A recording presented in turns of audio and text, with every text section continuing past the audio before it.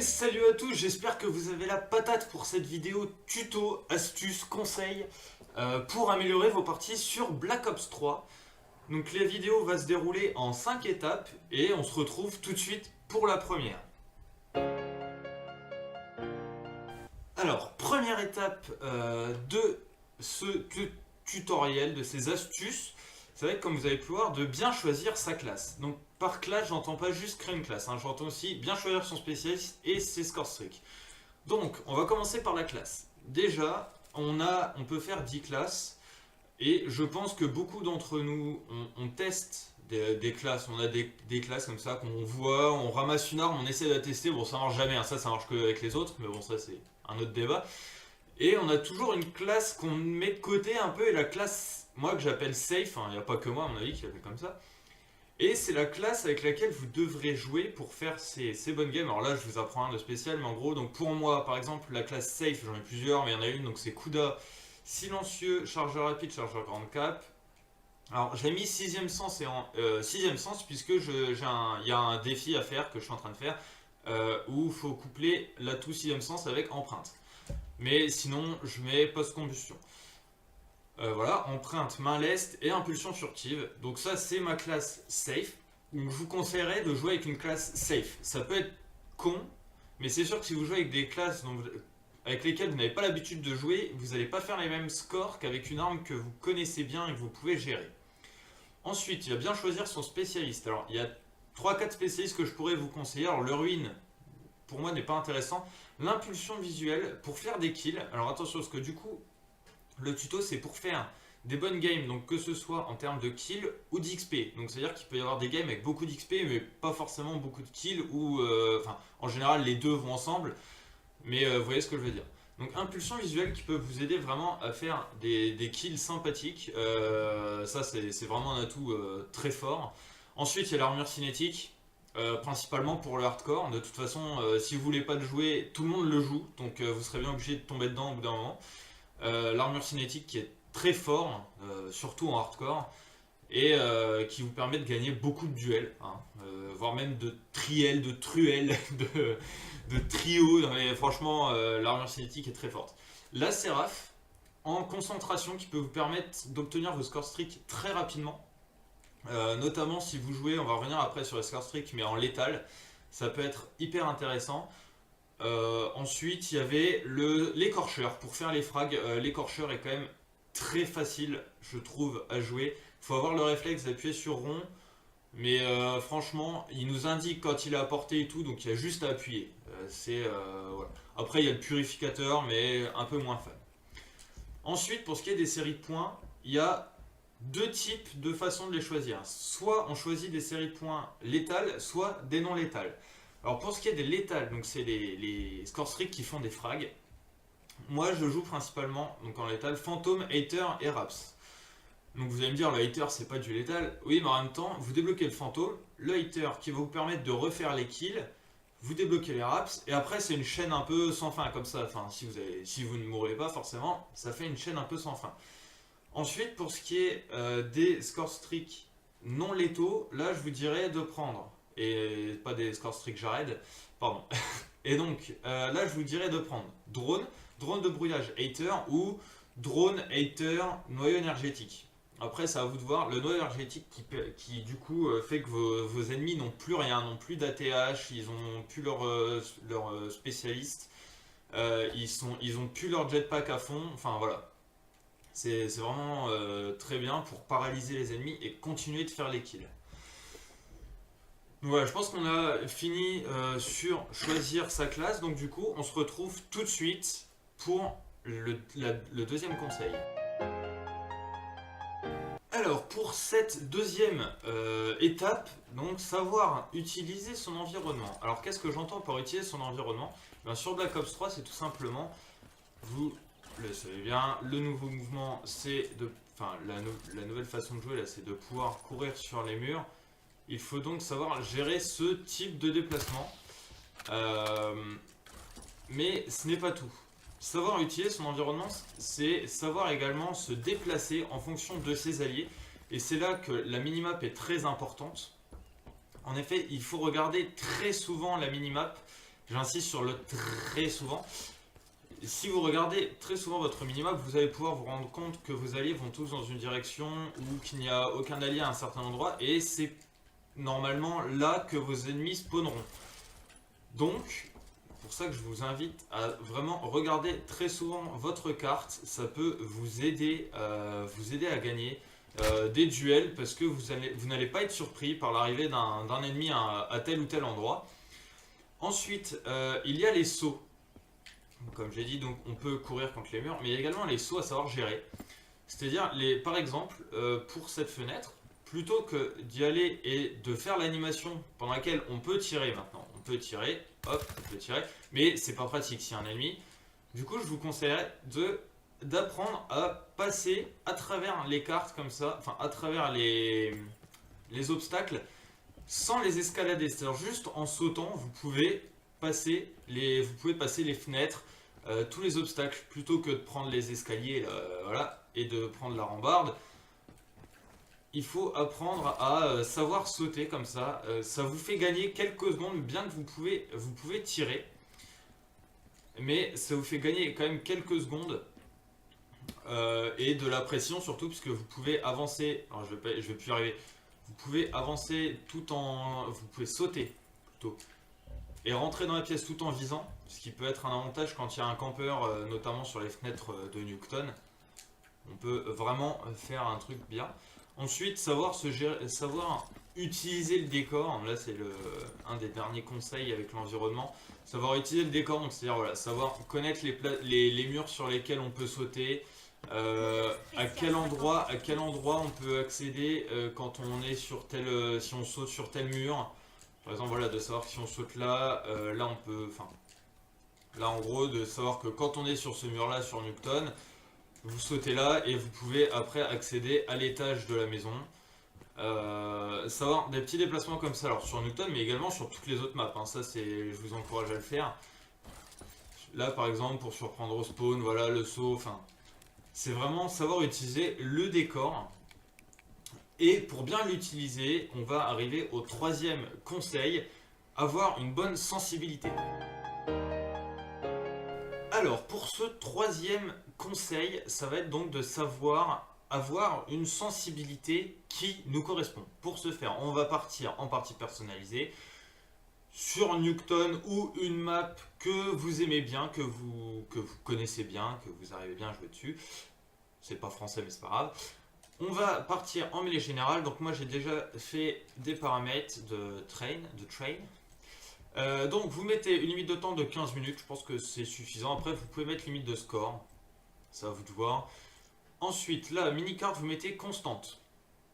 Vous pouvez mettre constante ou balayage. Moi je mets constant, ça vous apprend à bien regarder la carte tout le temps et à être attentif, parce que j'ai l'air attentionné, mais et être attentif. Balayage également. Bon après là c'est que contre des bots, donc on peut mettre tout le temps, enfin constante. Et santé et dégâts vous mettez 150%. Après pour ce qui est des bots vous en mettez 18. Alors là je les mets en recrue pour l'entrée, enfin pour vous montrer. Je joue pas, là c'est vraiment juste pour vous montrer. Voilà. Donc du coup on lance la partie. Alors vous allez me dire oui mais à quoi ça sert d'aller contre des bots pour savoir quelle est ta sensi à utiliser. Alors on va jouer contre des bots pas pour savoir en quelle sensi vous allez jouer, mais pour améliorer votre shoot notamment et avoir du coup gérer sa sensibilité. Alors pour gérer sa sensibilité il faut déjà que la sensibilité avec laquelle on joue nous corresponde. Donc déjà je vais vous expliquer comment faire pour avoir une sensibilité entre guillemets qui vous corresponde. Donc ça va être tout simple. Vous allez dans commande. Là moi vous voyez que je suis en 8. Alors on va passer en 9 parce que pour vous bien montrer, il faut que on s'en fout, on le tue. Là vous sautez, vous tournez avec le joystick. Voilà, là c'était quasiment exact. Vous sautez. Juste une fois, vous appuyez une fois sur croix, vous sautez, et normalement, avant que vous redescendiez, vous devriez avoir fait, enfin, en retombant, vous devriez retomber sur votre point là où vous y allez à la base, quasiment. Donc c'est un peu chiant à faire, mais voilà. Donc moi je joue en sensibilité 8 parce que je préfère une sensibilité un tout petit peu plus basse que ça. Là pour l'entraînement vous allez passer en 14 et vous allez retirer assistance à la visée, aide à la visée, c'est ça c'est pour la campagne donc on s'en fout. Là vous pouvez voir déjà bon, la sensibilité là compliquée à gérer. Ensuite vous allez faire 20 kills avec cette configuration là. Voilà, bon ça va être normalement c'est un peu compliqué puisque là vous n'avez pas d'assistance à la visée et bien sûr vous faites tout ça avec votre classe safe. Donc normalement ça va être un peu compliqué. Voilà, vous faites 20 frags. Une fois que vous avez fait 20 frags, vous descendez d'une sensibilité. Merde, voilà. Vous redescendez d'une sensibilité, donc vous passez en sensi 13. Donc vous refaites 20 frags, vous repassez. Donc là après vous allez refaire 20 frags. Hop. D'accord, il y a des bots qui sont un peu couillons. Voilà, là, hop, vous faites 20 kills. Donc là, pour l'exemple, je vais pas refaire 20 kills à chaque fois, sinon je vais jamais finir. Mais là, vous avez compris le truc. Donc là, hop. Hop, une petite triple, une quad feed, non même pas. Hop. Une fois que vous avez fait vos kills. Donc là, hop. Vous redescendez encore une fois, et ainsi de suite, jusqu'à temps de retomber sur votre sensibilité à vous. De base, celle que vous aviez quand vous avez lancé la partie. Donc hop, là on va faire un kill, voilà. Là vous voyez déjà que la sensibilité, en la baissant, donc voilà, là on va la mettre en 11. Vous voyez que là je me rapproche de ma sensibilité de base. Et j'arrive déjà mieux à gérer, même sans assistance à la visée. Donc ensuite, voilà, vous faites ça, et là vous retombez, donc on va repartir tout de suite sur ma sensibilité. Et là vous allez voir, voilà, là déjà on peut, alors forcément, l'impact sera amoindri vu que je n'ai pas fait 20 kills à chaque fois, hein. Donc forcément, le résultat n'est pas forcément optimal là, quand je vous fais l'exemple, puisque je vais pas faire 20 kills à chaque fois, sinon la vidéo va durer 6h30, et c'est pas le but. Voilà, hop, une fois que vous avez fait donc vos 20 kills partout, que vous êtes revenu dans votre sensibilité de base, vous allez réactiver l'assistance à la visée. Hop, assistance à la visée avec. Et là vous allez voir que ça va vous faire un changement radical. Là vous allez, normalement avec le 1, quand vous aurez fait tous vos kills, vous aurez tellement galéré avec les frags d'avant, sans assistance à la visée, sans rien, que là ça va vous paraître hyper simple. Alors il y a deux façons. Là je vous ai dit de remettre l'aide à la visée même contre les bots. Il y a deux façons de faire. C'est soit vous vous entraînez à fond comme ça, vous faites plus de kills ou voilà. Soit vous laissez sans assistance à la visée contre les bots, et après dès que vous relancez une game contre des vrais joueurs, déjà vous vous entraînez là à mettre plus de balles, puisque la santé est supérieure en match à mort classique. Enfin en match à mort, non, en partie classique. La partie est bien supérieure, enfin la partie la santé. Du coup, là ça va vous apprendre à avoir un shoot précis et en plus normalement assez longtemps. Puisque, donc comme je viens de le dire, 150% n'est pas 100%. Donc si vous ne faites aucun changement, que vous vous retrouvez ensuite en partie normale avec juste sans de visée, sans de vie du coup, normal. Avec 100 de vie, votre sensibilité normale et l'assistance à la visée, là vous allez, je pense que on peut réellement croire que les mecs sont nuls en face, hein, si tout se passe bien. Donc voilà, donc après vous n'êtes pas obligé de le faire sur un Nuketown, hein, vous faites sur la map que vous appréciez le plus. Ça va vous aider à faire, donc à gérer sa sensibilité, trouver sa sensibilité, mais aussi savoir du coup se déplacer en fonction de la minimap. Donc en fait c'est tout bénéf pour nous. Et donc voilà, je pense qu'on a fini pour savoir comment trouver sa sensibilité, etc. Je vous mettrai les paramètres de la partie personnalisée en commentaire, dans la description plutôt. Et puis bah là moi je ne peux pas vous donner d'autres conseils pour trouver sa sensibilité là, malheureusement je ne joue pas à votre place. Mais déjà là on peut voir que par rapport à la sortie 14 sans rien, mon shoot s'est largement amélioré. Donc maintenant on va se retrouver dans un quatrième conseil. Enfin on va se retrouver juste après, quatrième conseil. A tout de suite. Alors quatrième conseil, c'est choisir le mode de jeu. Alors, quel mode de jeu choisir pour faire de bonnes games, etc. Donc, il n'y a pas de mode de jeu miracle, il y a seulement des modes de jeu qui va falloir s'habituer. C'est sûr qu'en MME, par exemple, faire beaucoup de kills, c'est assez compliqué. Du coup, moi, je vous recommanderais domination. Élimination confirmée sur ce jeu, je n'aime pas du tout. Domination, vraiment domination. À 100% domination. Excusez-moi. Il y a également dernier rempart qui peut être utilisé. Ensuite, il y a surtout guerre terrestre. Alors, il y a de la MME dedans, mais quand vous faites des parties de guerre terrestre en domination au dernier rempart, vous pouvez faire énormément de kills.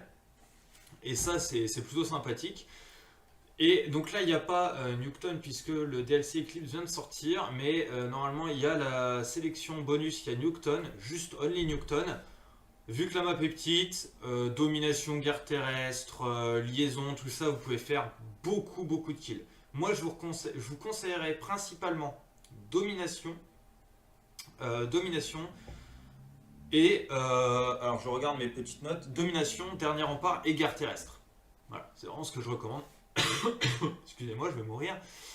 Ensuite, petite astuce, alors je ne sais pas si vous savez, si vous voulez XP plus vite tout en profitant du coup de meilleurs games, partez en domination hardcore ou en R&D. Alors R&D hardcore, jamais testé, mais R&D tout court.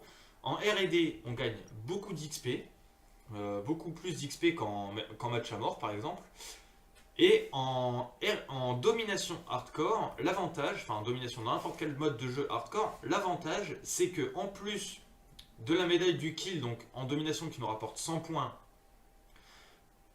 juste 100 points en domination classique, en hardcore le kill vaut 100 points et en plus vous avez de fortes chances de faire la médaille une balle à mort comme au snipe, puisque la vie étant très basse, vous avez beaucoup de chances, enfin vous avez normalement énormément de chances de faire un frag en une balle à mort avec n'importe quelle arme du jeu, quasiment, donc des armes principales, je parle.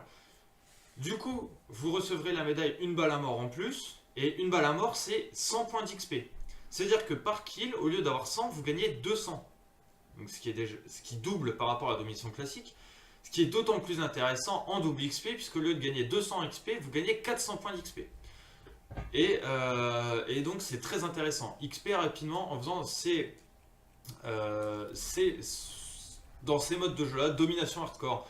Domination et domination hardcore, c'est moi les deux modes auxquels je joue le plus. Je pense que d'ailleurs dans les stats de la caserne, je pense je sais même plus si c'est là, dans public, voilà, plus grand nombre de victoires, domination, 562 victoires, 576 défaites, enfin j'ai aussi beaucoup de défaites, mais là j'ai fait plus de 1100 parties dessus, alors que les autres beaucoup moins. Et la R&D, la domination est vraiment un mode de jeu sympa qui vous permet de faire de l'XP en plus quand vous prenez les positions.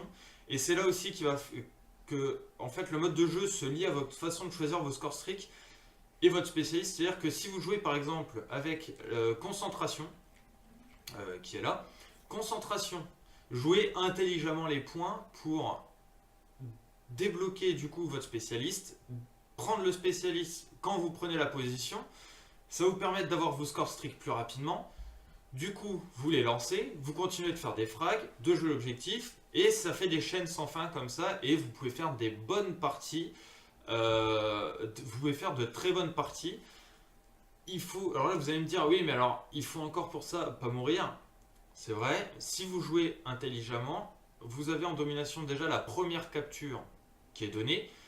vous pouvez avoir, en fonction de vos ennemis, soit B très facilement, soit directement changer de spawn en fonction des maps. Par exemple sur Combine, c'est très facile de spawn à A et au lieu d'aller prendre B, direct aller sur C. C'est très simple. Ensuite, voilà, il faut savoir gérer ses déplacements, mais après l'entraînement justement que vous aurez fait, vous aurez vraiment un œil tout le temps rivé sur votre minimap. Vous allez pouvoir savoir ce que vos alliés vont faire. Est-ce qu'ils vont plutôt aller sur B? Est-ce qu'ils vont plutôt faire le back pour essayer d'aller prendre la position que vous n'avez pas eu au départ, C ou A? Et du coup, voilà, c'est tout cet ensemble qui va vous permettre de faire beaucoup de kills et beaucoup d'XP. Et beaucoup d'XP rapidement. Après, le mode de jeu, c'est vous qui préférez. Enfin, c'est vous qui préférez. Merci Alexis. C'est vous qui voyez, puisque, enfin, il faut que vous jouiez dans un mode de jeu que vous appréciez, que vous avez l'habitude de jouer. C'est sûr que si vous voulez faire beaucoup d'XP en MME ou en mêlée générale, ça va être compliqué. Après, domination, démolition, je sais pas, j'y ai pas joué, je suis pas trop fan. Et c'est sûr qu'en domination, élimination confirmée, c'est de l'arnaque pour l'XP. Parce que vous gagnez 50, 50 je crois 50 XP par kill. Plus la médaille 50, du coup ça vous fait juste 100. Ça fait équivalent, mais pensez qu'en hardcore vous avez 200 pour l'équivalent là. Donc, et sans forcément juste en jouant le kill. Donc voilà, moi je vous conseille vraiment de jouer domination, mais encore plus en hardcore. Et puis voilà, on se retrouve pour le dernier conseil. Et enfin, le dernier conseil, comme vous avez pu le voir, avoir de la chance. Bah ouais, on fait pas des grosses games comme ça, surtout que Treyarch aime bien, quand on lance une partie, nous mettre dans une partie déjà commencée, où nos alliés sont en 2,28, 4,50, et les ennemis sont en 43, 30, 0, enfin, avec des scores stricts de dingue. Il faut avoir de la chance, il faut tomber dans le bon accueil, avec des teammates qui jouent l'objectif, ça va être en domination, qui jouent l'objectif, qui arrivent à prendre les kills, qui jouent, quoi, qui jouent, simplement, et avoir des ennemis, on va pas se mentir, hein, pour faire des grosses games, c'est des ennemis un peu tête en l'air, un peu noob, quoi, enfin, c'est forcément...